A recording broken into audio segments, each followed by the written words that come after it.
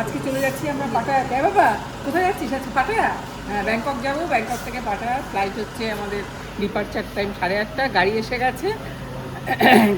গেছে, এবার উঠে পড়বো।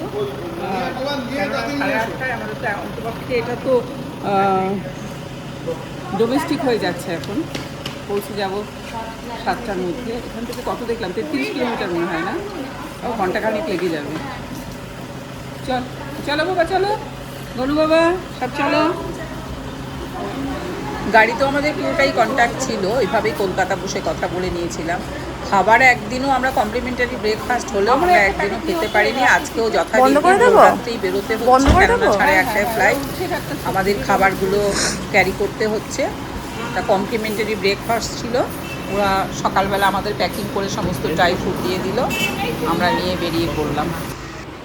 এসে পৌঁছালাম ডংবং এয়ারপোর্টে। এখান থেকে যাব ব্যাংকক।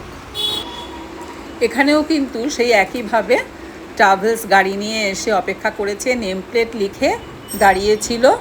টাকা কিন্তু অবশ্যই অ্যাডভান্স করতে হয়নি কিছু, আমরা সময় বাঁচানোর জন্য। আর যেহেতু আমাদের বাচ্চা সাথে আছে, আমরা এভাবেই ট্যুরটা করেছি। অবশ্য সবাই এভাবেই করে। আমরা যে সোজা হোটেলের সামনে নামবো এবং এই গাড়িতে করেই কিন্তু হোটেলের সাইট সিন সমস্ত কভার করে নেব, সেভাবেই কথা বলে নিয়েছিলাম।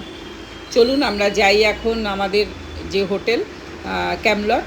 আপনাদের সঙ্গে রুম শেয়ার অবশ্যই করব, কেমন রুমে থাকছি, কি করছি, আপনাদের সঙ্গে আর কোথায় কোথায় ঘুরবো সেইগুলো। আমরা ওখানে থাকবো মাত্র একটা দিন।